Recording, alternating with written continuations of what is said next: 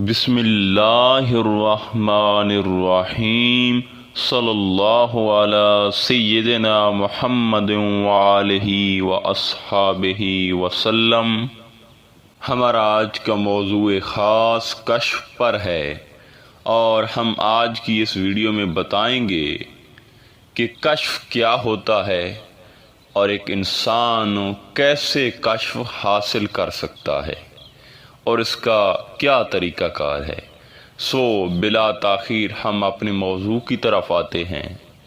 دیکھیں سامعین، لغت میں کشف کے معنی پردہ اٹھانے کے ہیں، جبکہ اصطلاح تصوف میں کشف سے مراد امور غیبی پر سے پردہ ہٹ جانا یا امور غیبی حقیقی معنی میں آشکار ہو جانا ہے، تاکہ انسان خاص روحانی قوت کے تحت دیواروں کے پار دیکھ لے، ماضی اور مستقبل کے حالات سے آگاہی حاصل کر لے، یا کسی ایک مقام پر بیٹھے بیٹھے دنیا کے کسی بھی کونے میں ہونے والے واقعات کو دیکھ لے۔ سامعین محترم، کشف کی تعریف میں 3 چیزیں قابل توجہ ہیں۔ نمبر 1 غیبی معانی، نمبر 2 امور حقیقیہ اور نمبر 3 علوم خفیہ۔ غیبی معانی یعنی قرآن مجید کے غیبی معانی سے پردہ اٹھ جائے تو یہ بھی کشف ہے، جیسا کہ حضور نبی کریم صلی اللہ علیہ وآلہ وسلم نے قرآن مجید کی آیات کریمہ کے بارے میں فرمایا کہ ہر ایک آیت کا ایک ظاہری معنی ہے اور ایک باطنی معنی ہے، یعنی اللہ تعالیٰ کسی کے قلب کے وہ تمام پردے یوں اٹھا دے کہ اس پر مخفی اور غیبی معنی آشکار ہو جائیں۔ دیکھیں، یہ کوئی مادی اجسام اور چیزوں کا کشف نہیں ہو رہا، بلکہ یہ قرآن حکیم کے باطنی معانی کا عظیم کشف ہو رہا ہے۔ دوسری چیز ہے امور حقیقیہ۔ دیکھیں، امور حقیقیہ کا فہم و ادراک پردہ اٹھنے سے حقیقی امور پر ادراک ہو جائے تو اسے بھی کشف کہتے ہیں، اور یہاں انسان ایک دوسرے کے ذہن میں کیا ہے، فلاں کے قلم میں کیا ہے، معلوم کر لیتا ہے، خواہ اس کا وجود سامنے ہو یا نہ ہو۔ تیسرا ہے علوم خفیہ۔ دیکھیں، علوم خفیہ سے مراد یعنی اب تک جو کچھ مخفی اور پردہ غیب میں تھا وہ علوم خفیہ بھی قلب پر آشکار ہو جاتے ہیں اور قلب ان کی حقیقت پر آگاہ ہو جاتا ہے، اور یہاں انسان کو وہ کچھ نظر آتا ہے جس سے عام انسان بے خبر ہوتا ہے۔ آگے پھر آتا ہے حقائق علمیہ کشف اور حقائق کونیہ کشف۔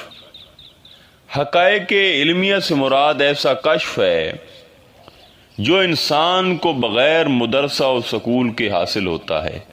مثال کے طور پر ایک شخص ہے اور وہ بالکل ان پڑھ ہے، سکول، کالج، مدرسہ اور کسی کتاب کا اس نے مطالعہ نہیں کیا، اور جب اس پر حقائق کونیہ منکشف ہوتا ہے تو کائنات کا ہر علم اسے حاصل ہو جاتا ہے۔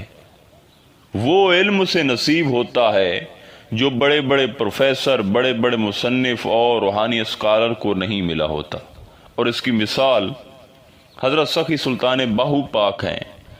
آپ نے بارہا یہ ذکر کیا ہے کہ میں نے اپنی حیات میں سکول اور مدرسہ کا منہ تک نہیں دیکھا، مگر باوجود اس کے حضرت سخی سلطان باہو نے 140 کتب تحریر فرمائی، اور کتب بھی ایسی کہ جن کی مثال نہیں ملتی۔ اور دوسرا ہے حقائق کونیہ۔ دیکھیں، حقائق کونیہ کے کشف سے مراد یہ ہے کہ اس مادی کائنات میں جو چیزیں دور اور نظروں سے اوجھل ہیں وہ بیٹھے بیٹھے نظر آنے لگ جائیں تو اسے حقائق کونیہ کا کشف کہتے ہیں۔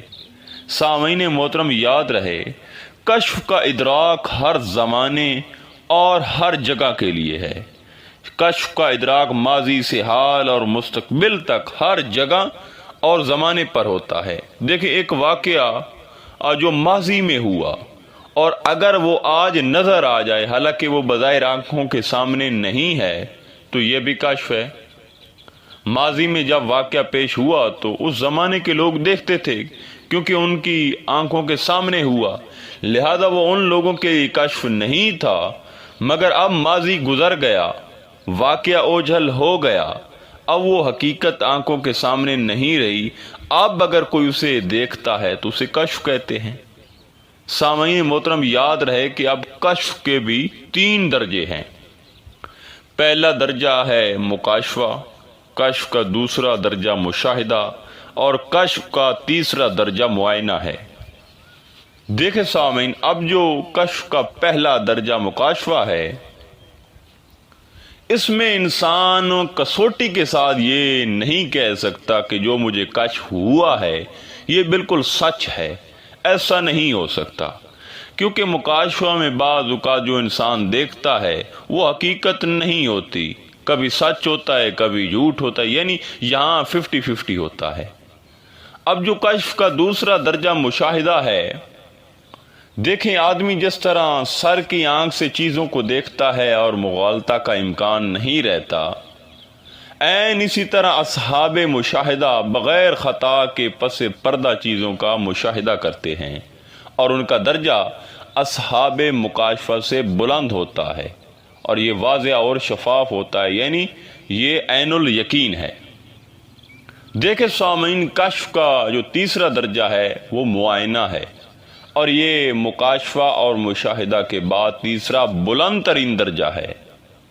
اس مقام پر ارد گرد کوئی خصوصیات اور صفات ایسی نہیں رہتی جن کے تعین سے مغالطہ ہو سکے، یعنی معائنہ حق الیقین کی طرح واضح ہو جاتا ہے، اور اس میں خطا کا جو ہے نا کوئی امکان نہیں ہوتا۔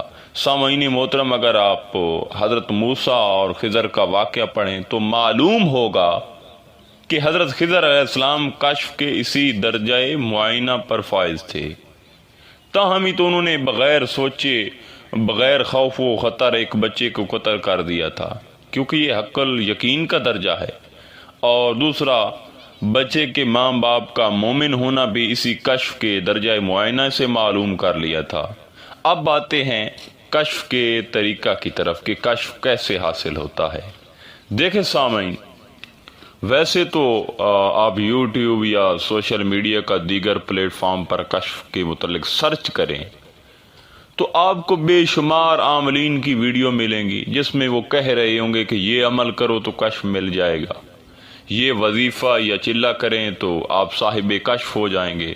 دیکھیں، کشف کوئی بچوں کا کھیل نہیں ہے، اور دوسرا ناورد وظائف سے کشف ملتا ہے، یہ یاد رکھ لیں۔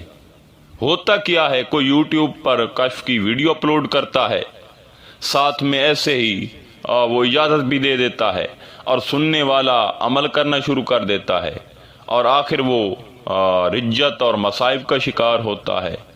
کشف بھی اسے نہیں ملتا، بلکہ بعض اوقات وہ ذہنی طور پر بھی مفلوج ہوتا ہے۔ یہ تو وظیفہ کی نوعیت پر ڈیپینڈ کرتا ہے کہ کیسا وظیفہ ہے۔ کچھ زیادہ ہیوی ہوتے ہیں تو وہ انسان کا جو دماغ ہے اس کو بھی ڈسٹرب کر دیتے ہیں۔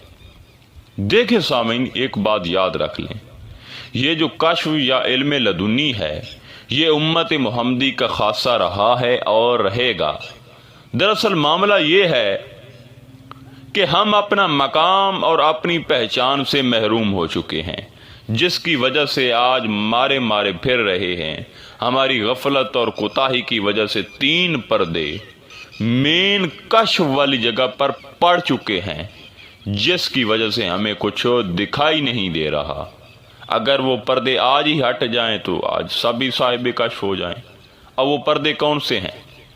پہلا پردہ غائن ہے، یہ دل پر چھانے والے زنگ میں سے ہلکی قسم ہے جس میں دل پر چھوٹی موٹی گرد و غبار پڑ جاتی ہے، یہ نہایت ہلکا حجاب ہوتا ہے۔ دوسرا غیم ہے، یہ غین سے زیادہ کثیف حجاب ہوتا ہے۔ تیسرا ران ہے، یہ غیم سے کثیف حجاب کو رین اور ران کہتے ہیں۔ اور جہاں سے انسان پر کشف وارد ہوتا ہے یہ پردے ان جگہوں پر قبضہ کر کے بیٹھے ہیں، بالخصوص جو دوسرا غیم اور تیسرا ران ہے، یہ تو بہت ہی سخت پردے ہیں۔ اب میں آپ کو ایک مثال دیتا ہوں تاکہ آپ کو صحیح سمجھ آئے۔ دیکھیں، اگر انسان کی زہری دو آنکھوں پر پردے پڑ جائیں، یعنی بعض اوقات موتیا وغیرہ آ جاتا ہے نا آنکھوں پہ، وہ آ جائے تو کیا انسان کو کچھ نظر آئے گا؟ یقیناً نہیں آئے گا۔ اب اس کا حل کیا ہے؟ دیکھیں، بس ایک ہی حل ہے کہ آپریشن ہو، ڈاکٹر آپریشن کر کے موتیا اتارے گا تو سب کچھ نظر آنے لگ جائے گا۔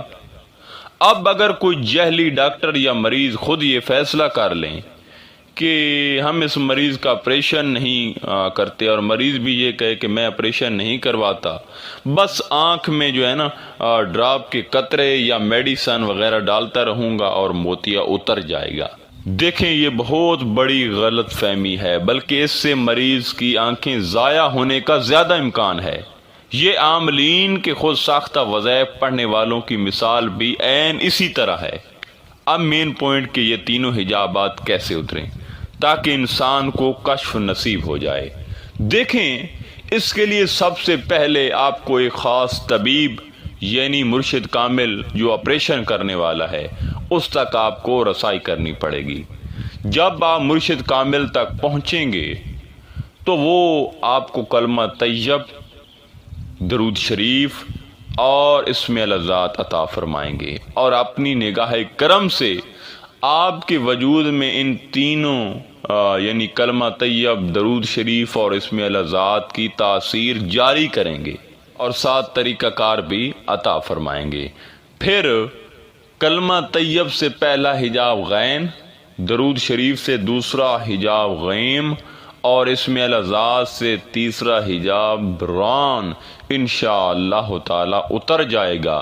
یعنی یہ تینوں چیزیں ان تینوں حجابات کے لیے کافی اور اکثیر ہیں، اور اگر مرشد کامل چاہے تو وہ پہلے ہی دن ان تینوں سے آپ کے حجابات اتار دے، وگرنہ کچھ برس لگ سکتے ہیں، کیونکہ یہ طالب اور مرشد کی نیت پہ ڈیپینڈ کرتا ہے۔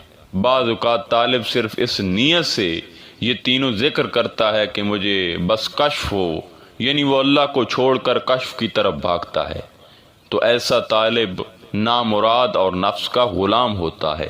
بلکہ ان تینوں ذکر کے دوران نیت یہ ہونی چاہیے کہ میں نے رب کو پانا ہے، کیونکہ جسے رب مل گیا اسے سب مل گیا۔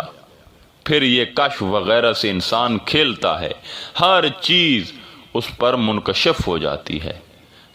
آخر میں پھر کہوں گا کہ نیت و کوشش معاذ اللہ کے لیے ہونی چاہیے، نہ کہ کشف و کرامات کی طرف دھیان ہو۔ پھر دیکھنا کہ کیسا کرم ہوتا ہے۔